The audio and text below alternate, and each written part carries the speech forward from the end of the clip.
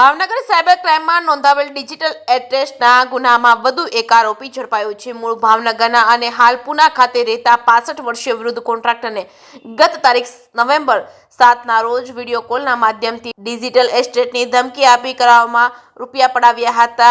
ED અને સીઆઈડીની ધમકીઓ આપી ડિજિટલ એસ્ટેટની ધમકી આપી 15 લાખ રૂપિયાની કરી હતી છેતરપિંડી. આણંદના બાલાપીર સોસાયટીમાં રહેતા અલ્તાફ હુસેન કુરેશી નામના યુવાનની કરવામાં આવી છે ધરપકડ. યુવાનને કોર્ટમાં રજૂ કરતા કોર્ટ દ્વારા 1 દિવસના રિમાન્ડ મંજૂર કરવામાં આવ્યા છે. અત્યાર સુધીમાં આ ગુનામાં ધનંજય પુરોહિત તેમજ જુનેદ બોરા, અલ્તાફ હુસેન કુરેશી મળી કુલ 3 આરોપીને સાયબર ક્રાઇમની ટીમે ઝડપી પાડ્યા છે. જે કેસની ગુજરાતી સાથે હિરેન ભાયાણી, ભાવનગર. મારું નામ એનએમ તલાટી, police inspector, cyber crime police station, Bhavnagar range. Sir, ખાસ કરીને વાત કરીએ ભાવનગર રેન્જમાં સાયબર સેલમાં પ્રથમ ડિજિટલ એરેસ્ટનો ગુનો દાખલ થયો, તેમાં કેટલા આરોપી પકડાયા, શું છે સંપૂર્ણ વિગત? તારીખ 29/10/24ના રોજ ફરિયાદીશ્રીને એમના મોબાઈલ ફોન ઉપર એક નંબરથી કોલ આવેલો અને એને જણાવેલું હતું કે તમે જે મુંબઈથી નેપાલ પાર્સલ મોકલેલું છે એ પાર્સલની અંદર 5 બોક્સ પૈકીના એક બોક્સની અંદર 140 ગ્રામ જેટલું MDM ડ્રગ્સ છે અને એ ડ્રગ્સ હોવાના કારણે તમારા વિરુદ્ધ ગુનો દાખલ થઈ અને તમને અટક કરવામાં આવશે તેવી ધમકી આપેલી હતી. અને એમને મોબાઈલ ફોન ઉપર એક નંબર હતો, એ નંબરથી વોટ્સઅપ મારફતે CBI મની લોન્ડરિંગના અને સુપ્રીમ કોર્ટ ઓફ ઇન્ડિયાના ફેક લેટરો મોકલવામાં આવેલા અને એમાં એને અટક કરવાના બહાને, ડિજિટલ એરેસ્ટ કરવાના બહાને એમને જામીન પેટે 15 લાખ રૂપિયાની માંગણી કરવામાં આવેલી હતી.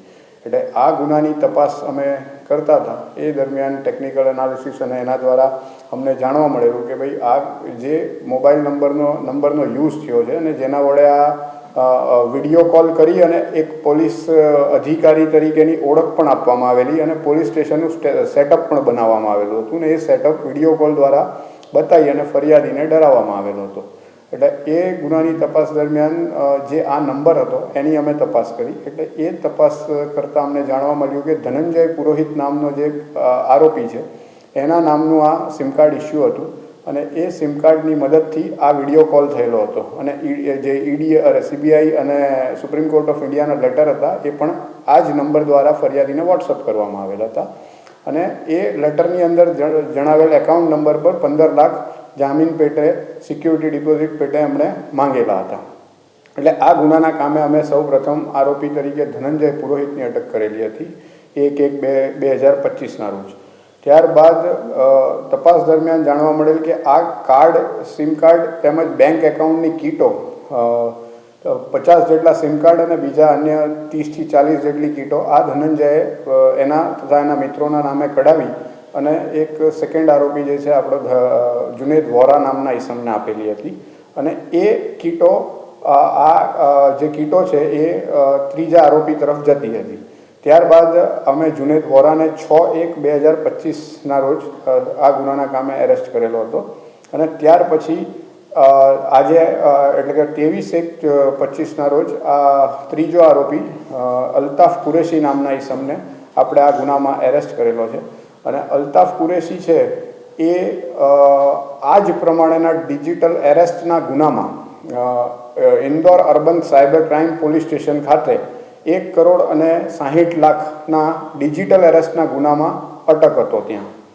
એટલે આપણે પછી એને આ ગુનાના કામે એરેસ્ટ કરેલો છે અને હાલ એની તપાસ ચાલુ છે. કાલે આજે સવારે 3:10ની આસપાસ આપણે એ ગુનાના કામે એને એરેસ્ટ કરેલો છે. હા, એની અંદર ટેકનિકલ એનાલિસિસ અમારું ચાલુ છે અને અન્ય આરોપીની સંડોવણી પણ એની અંદર ખુલી શકે તેમ છે.